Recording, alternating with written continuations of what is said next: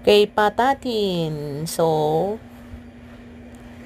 pagkatapos igisa ang bawang at sibuyas, ay nilagay ko na ang pata ng baboy. So, bali dalawa yan, dalawang paa ng baboy yan. Nilagyan ko ng pamintang laurel at saka pamintang buo. Tapos, nilagyan ko yan ng tuyo para magkakuro ng kulay. Pinakuluan, tsaka dinagdagan ko ng tubig. So, sa parting ito, dinagdag ko na ang pineapple chunks at ang bulaklak ng saging. Nilagyan ko din yan ng Sprite para lumambot ang laman ng